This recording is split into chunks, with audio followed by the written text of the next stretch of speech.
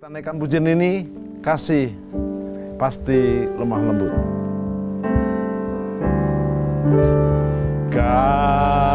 Kasih pasti lemah lembut. Kasih pasti memaafkan. Kasih pasti murah hati.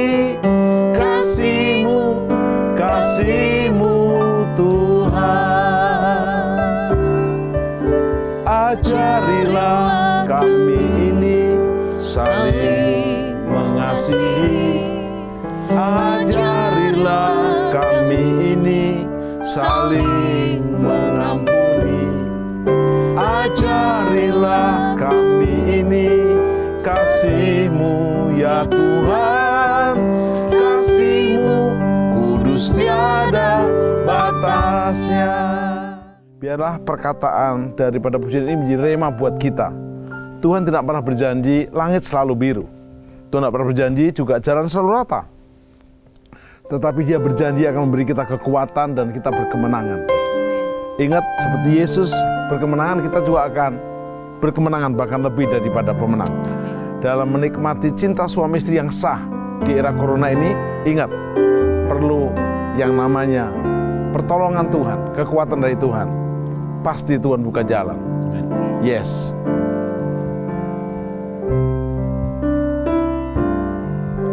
Tuhan tak pernah janji langit selalu biru, tetapi Dia berjanji selalu menyertai. Tuhan tak pernah janji jalan selalu rata, tetapi Dia berjanji berikan kekuatan. Jangan pernah menyerah, jangan berputus asa. Mujizat Tuhan ada saat hati menyembah. Jangan pernah menyerah, jangan berputus asa. Mujizat Tuhan ada bagi yang setia dan percaya.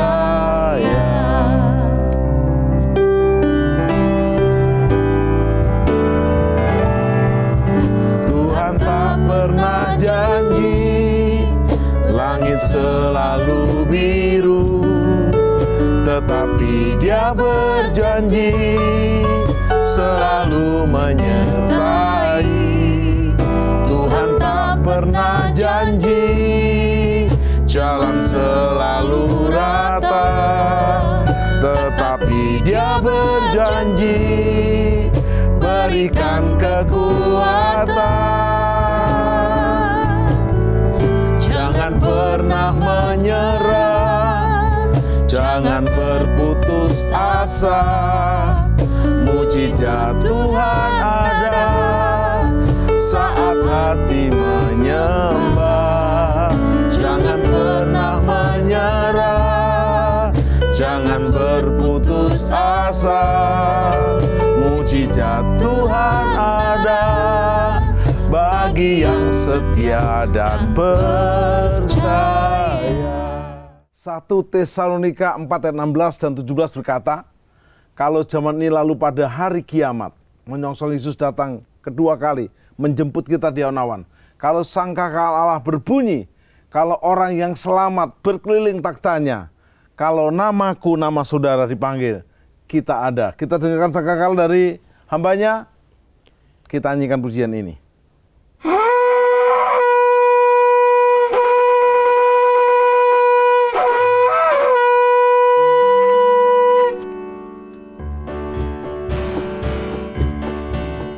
Kalau zaman ini lalu pada hari kiamat, kalau sangkakala Allah berbunyi, kalau orang selamat berkeliling taktanya, kalau namaku dipanggil ku ada.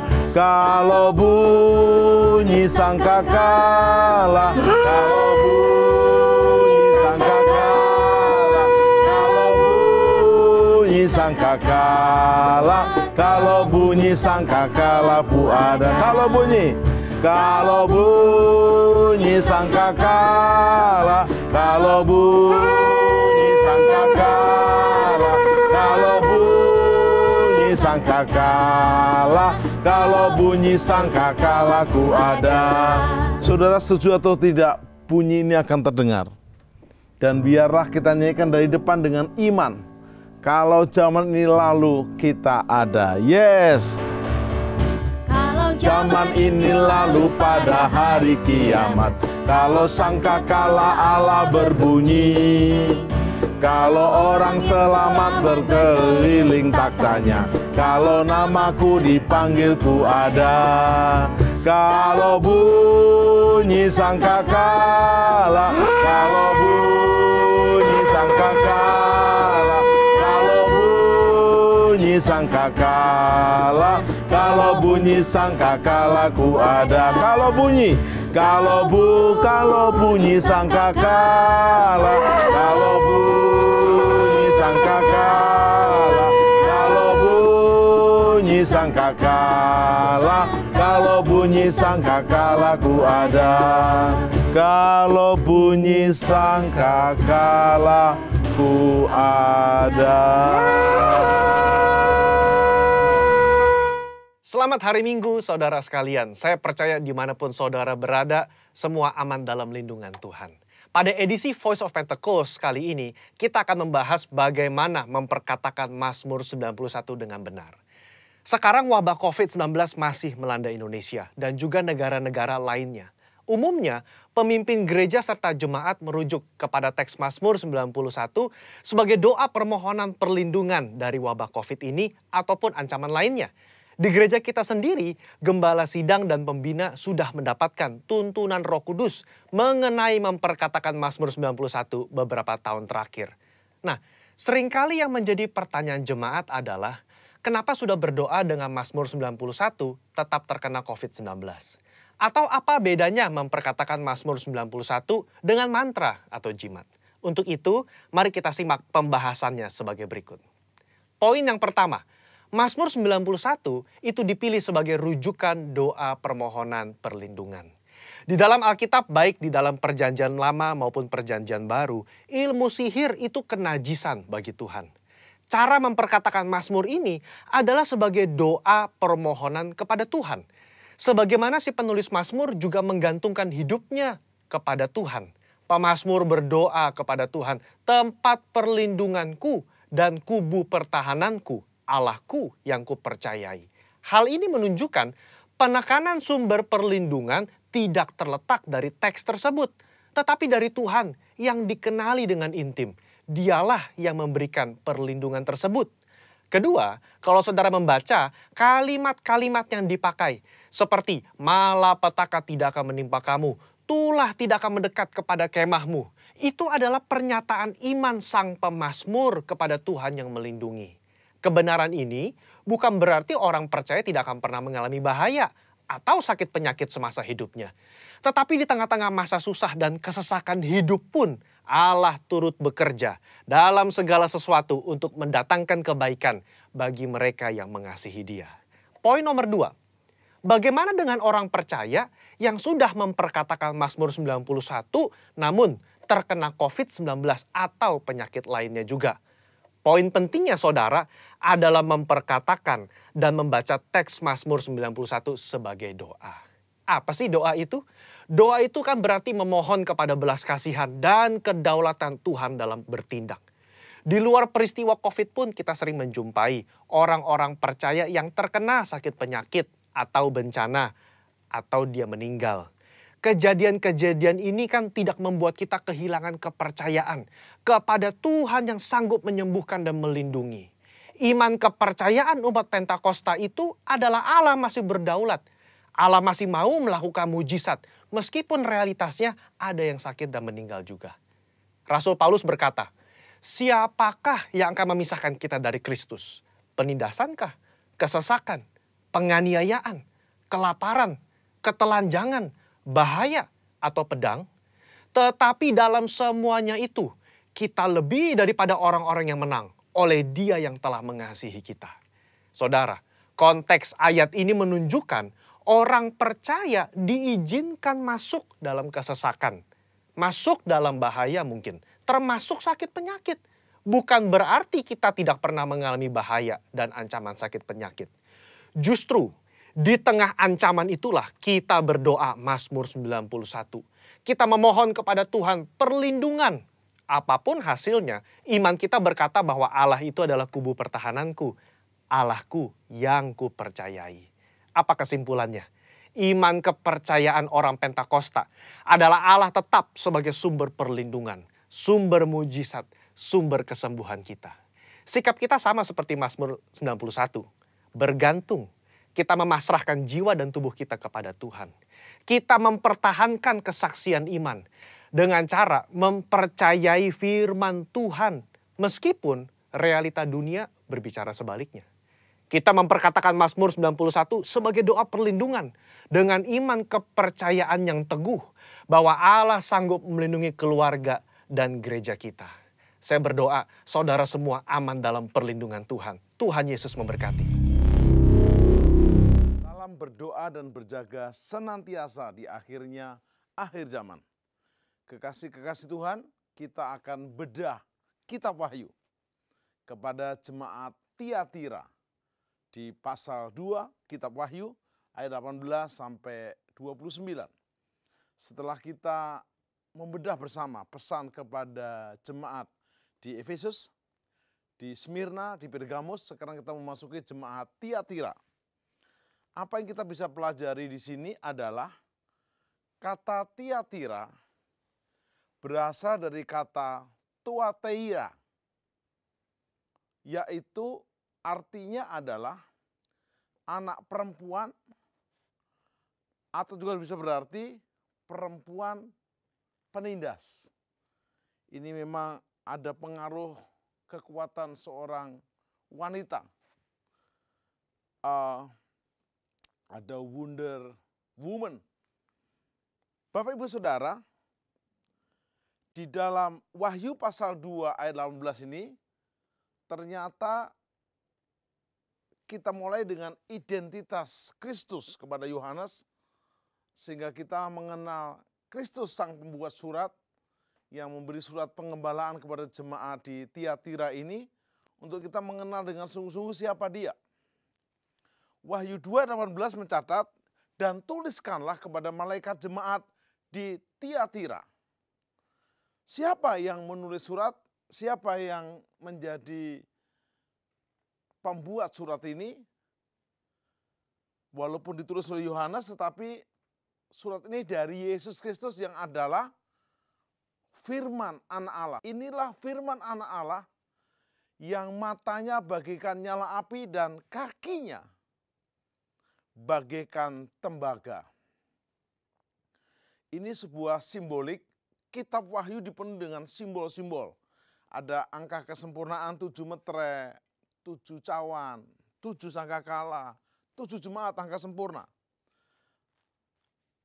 Yang matanya bagaikan nyala api. Bapak Ibu tahu api? Api itu bisa berarti positif dan negatif. Kalau api neraka yang menghukum, tapi untuk memasak bisa. Api kemuliaan juga bagus. Tetapi kalau kita boleh artikan, arti di sini adalah api yang menghanguskan kalau tidak mau bertobat. Api yang memperbaharui dan memulihkan jika mau bertobat. Inilah firman anak Allah yang matanya tentunya sangat tajam. Saya punya pengalaman kemarin. Menjelang pandemi corona ini saya banyak meeting pemuritan bahkan lewat Zoom. Dan setelah Zoom pemuritan selesai mereka berkata gini, Pak Tim boleh selesai, boleh istirahat, kami murid-murid mau ngobrol lewat Zoom yang sudah ada boleh? Oh boleh. Maka saya mulai off-kan video saya, off-kan audio saya, dan mereka ngobrol. Di depan mereka, lewat gadget mereka seolah-olah saya nggak ada. Karena memang sudah saya off-kan audio dan video saya. Namun saya tahu persis apa yang dibicarakan mereka karena saya hostnya. Dan puji Tuhan lah, mereka masih ngomong baik tentang saya dan juga pelayanan yang ada. Tapi saya tahu, pasti surga punya juga host yang terdiri dari malaikat yang kerja 24 jam, 7 hari dalam seminggu, 30 hari dalam sebulan, 365 hari dalam setahun, yang terus melihat apa yang kita buat. Identitas Kristus kepada Yohanes, Wahyu 2 ayat 18 menyatakan, dan tuliskanlah kepada malaikat jemaat di Tiatira, inilah firman anak Allah yang matanya bagaikan nyala api. Nyala api mata Tuhan begitu tegas, 24 jam standby, siap menghukum bagi yang tidak bertobat, siap menghanguskan siapa aja yang tidak mau diperbaharui dan dipulihkan, tetapi juga matanya memulihkan, bahkan menyembuhkan dan memberi kemuliaan. Kakinya bagaikan tembaga. Tembaga ini ada dua arti yang saya tangkap, adalah sebuah kerendahan hati. Walaupun lantainya surga aja emas, tapi kakinya anak Allah ini bagaikan tembaga. Suatu kondisi humble, merendahkan diri.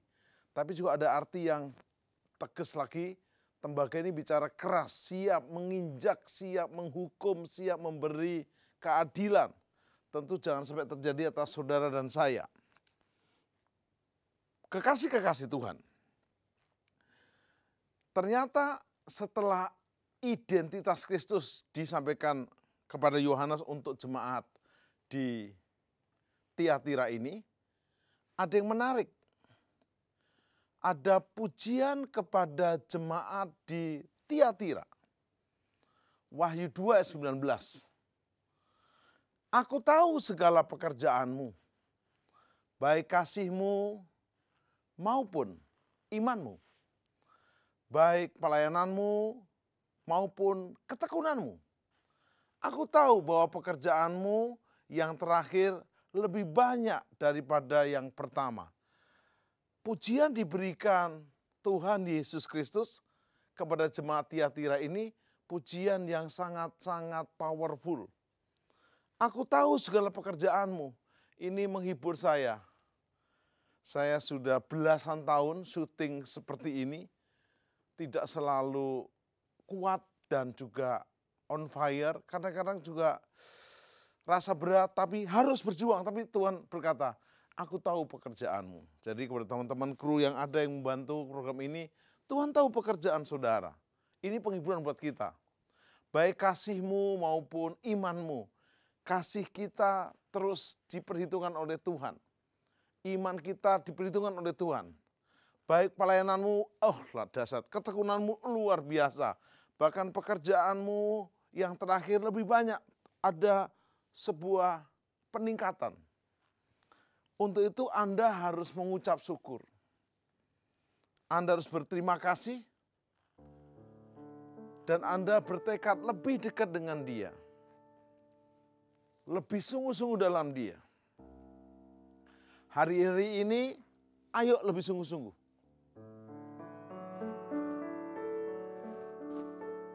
Ku ingin selalu bersekutu denganmu,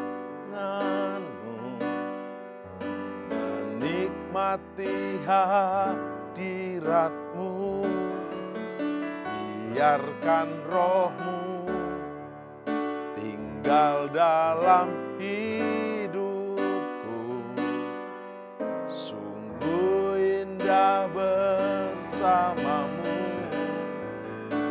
selamanya.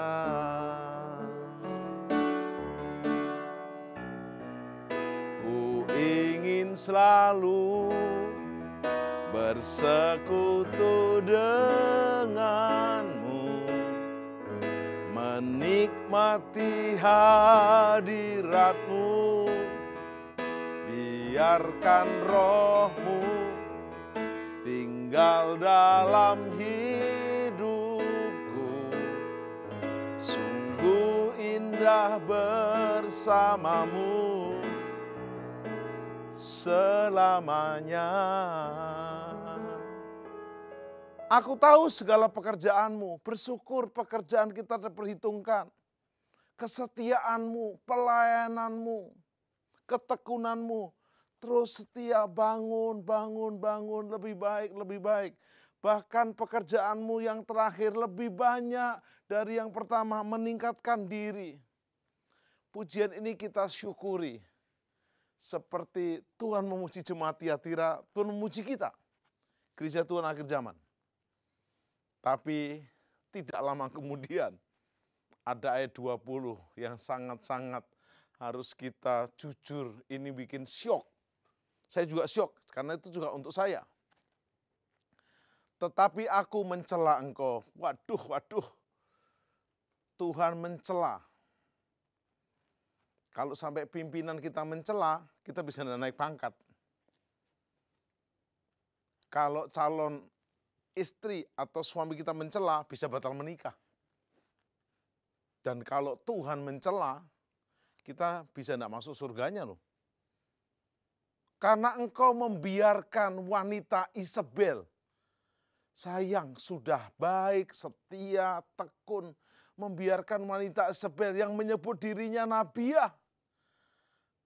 Padahal Isabel ini menjadi istri Ahab, perempuan kafir penyembah berhala, hidup jauh tahunnya, ada 7-8 abad sebelum zaman gereja mula-mula.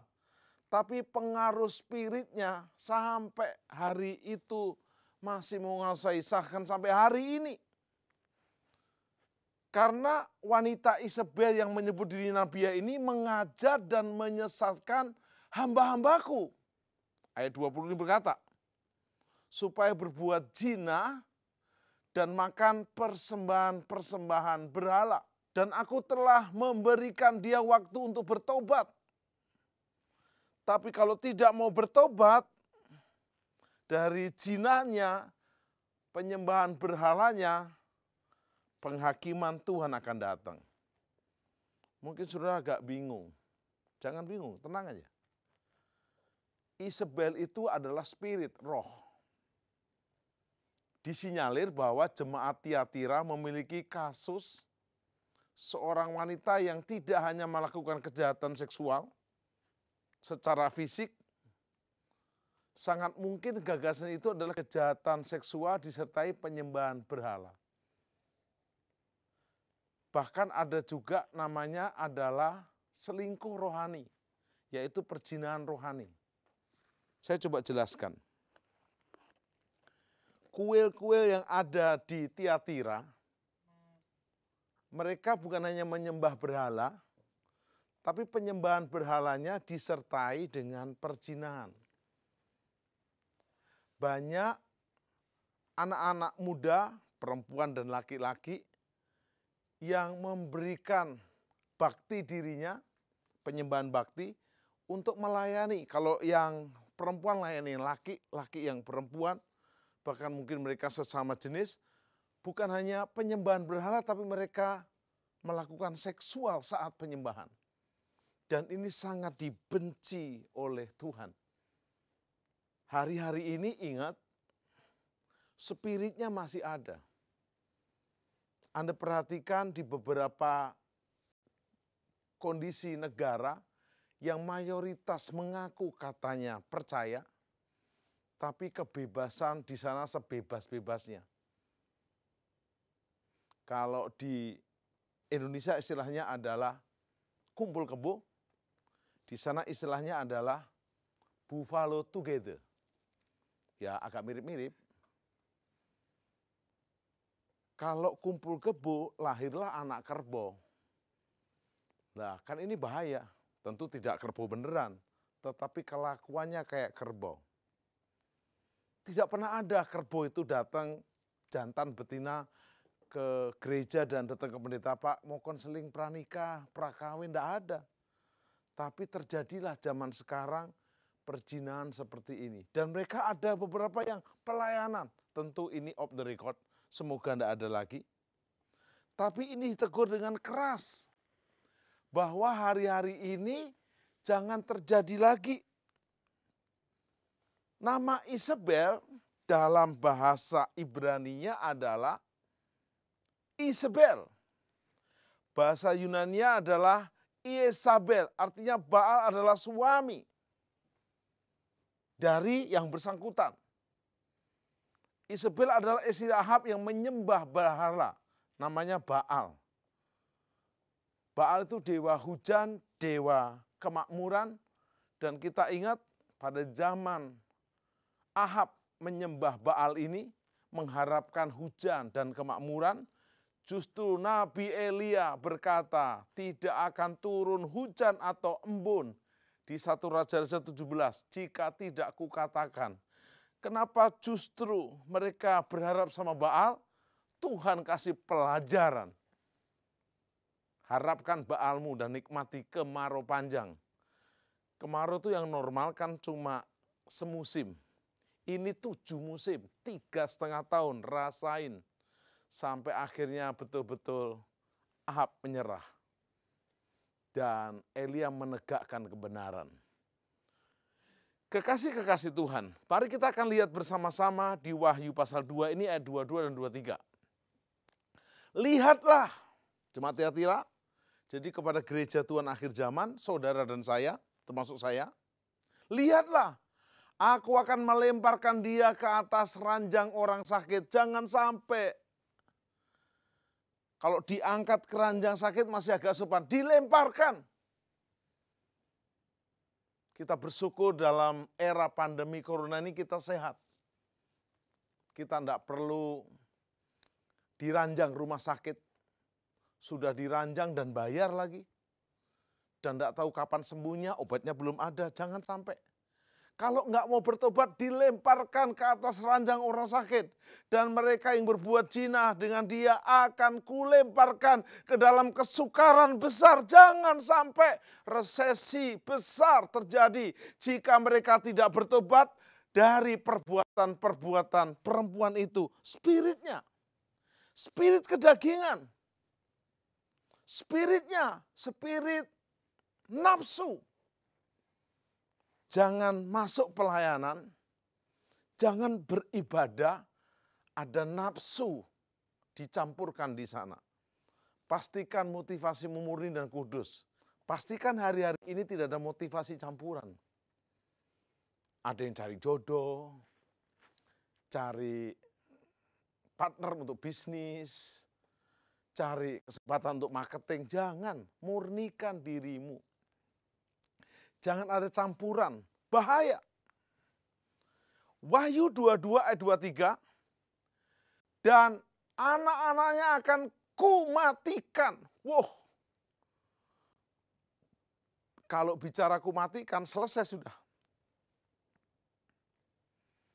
Dan anak-anaknya akan kumatikan dan semua jemaat akan mengetahui bahwa akulah yang akan menguji batin dan hati orang. Tuhan itu menguji bahwa aku akan membalaskan kepada kamu setiap orang menurut perbuatannya.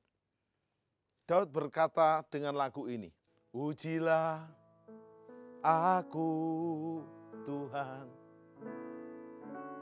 cobalah aku Tuhan, selidiki batinku dan hatiku, mataku tertuju padamu. Aku cinta padamu Tuhan. Aku rindu hadirat-Mu Tuhan. Aku ingin selalu dekat padamu, menikmati kehadiran-Mu, menikmati kehadiran-Mu. Daud berani berkata, ujilah aku Tuhan. Dia yang menguji. Saudara, pandemi corona ini ujian. menurut saya masih ujian awal. Ada ujian-ujian yang lebih besar.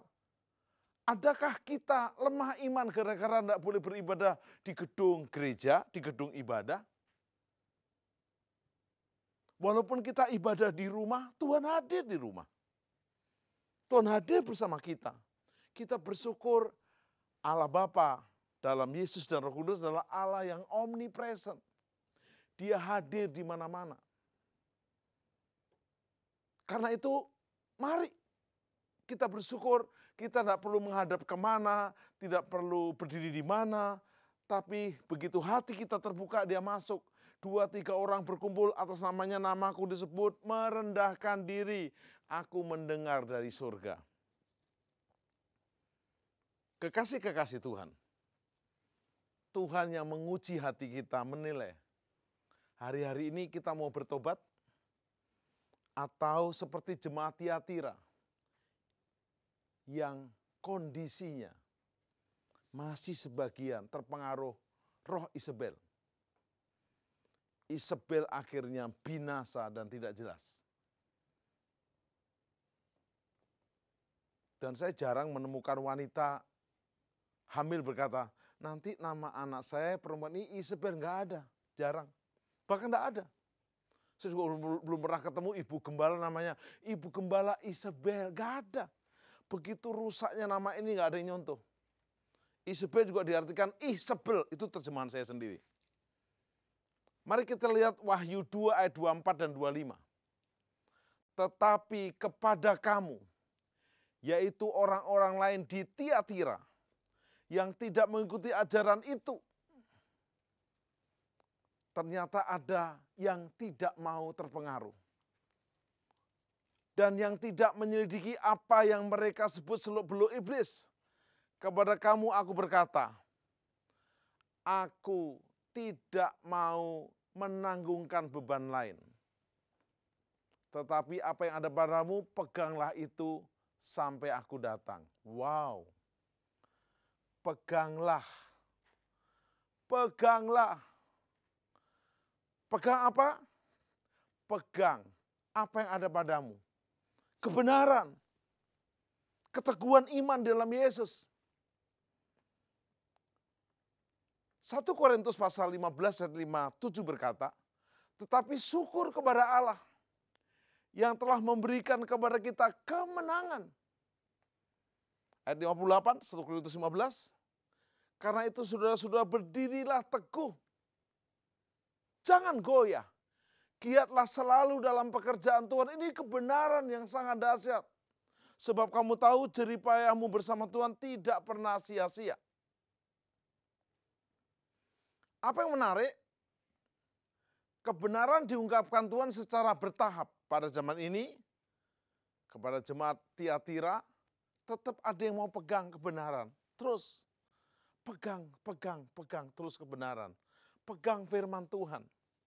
Filipi 2 ayat 5 berkata, hendaklah kamu dalam hidupmu bersama menaruh pikiran dan perasaan seperti Kristus.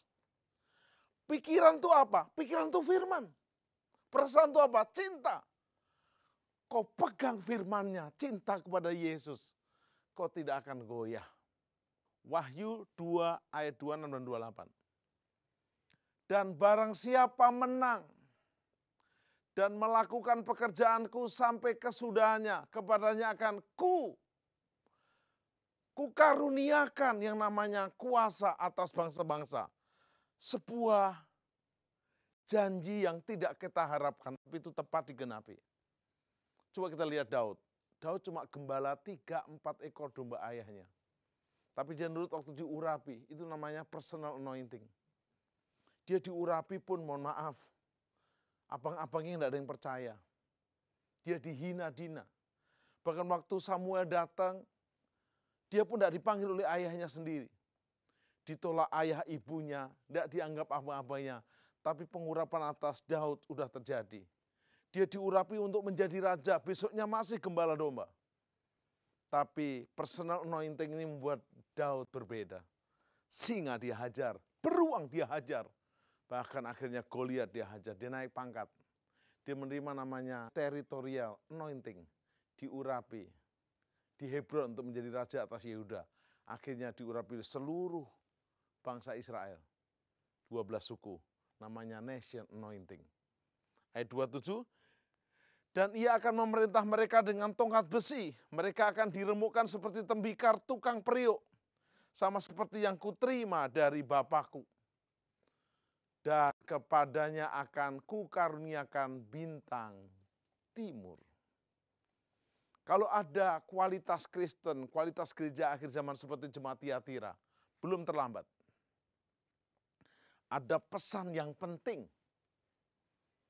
Selalu dari jemaat ke jemaat, baik jemaat Efesus, Smyrna, Pergamus, dan saat ini Tiatira, ada sebuah pesan. Wahyu 2, 26, 29 ini, ayat 29 berkata, siapa yang bertelinga, pastikan telingamu kau pasang baik-baik.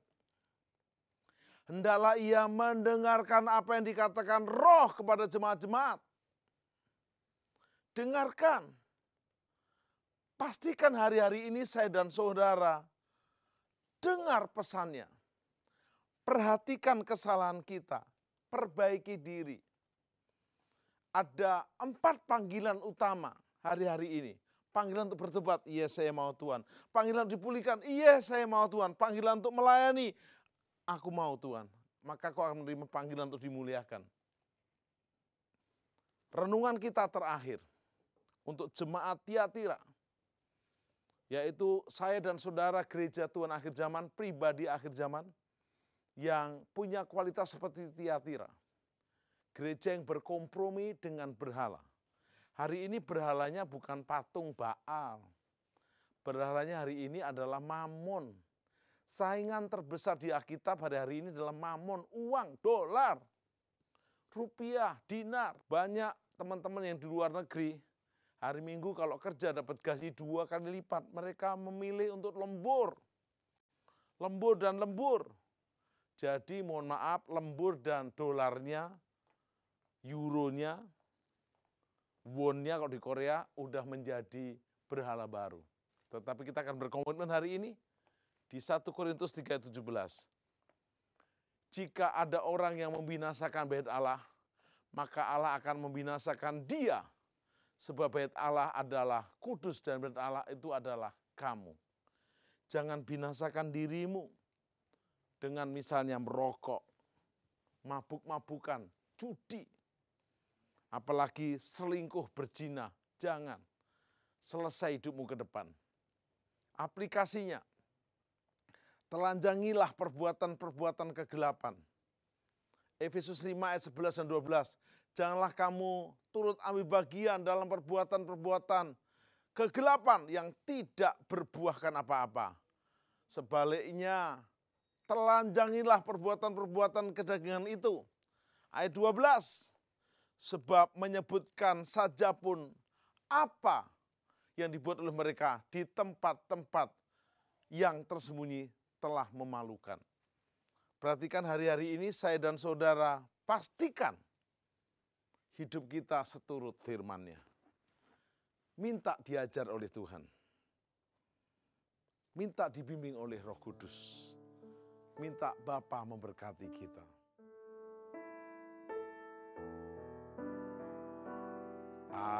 Ajarku mengerti segala rencanamu. Ajarku berharap hanya padamu. Pimpinlah jalanku dalam terang firman-Mu. Ajarku berserah hanya padamu. Bapa, ampuni hamba-Mu, ampuni teman-teman kami kekasih-kekasih Tuhan yang mengikuti program ini. Sehingga hukuman yang menimpa jemaat Tiatira tidak terjadi atas kami. kami yang sedang menjadi domba yang terhilang, anak terhilang, kembali ke rumah Bapa untuk menerima jubah, sepatu dan sepatu yang baru, untuk menerima jubah, sepatu dan cincin yang baru. Pastikan kami jalan dalam terang firman-Mu. Biarlah kami dan seisi rumah kami menerima Yesus sebagai Juru Selamat dan Tuhan, sehingga kami dan seisi rumah kami diselamatkan. Terima kasih Bapa, kami songsong. Sangkakala berbunyi Yesus datang, kami jadi mempelai surgawinya. Terima kasih Bapa, dalam nama Yesus. Amin. Salam berdoa dan berjaga senantiasa. Yes.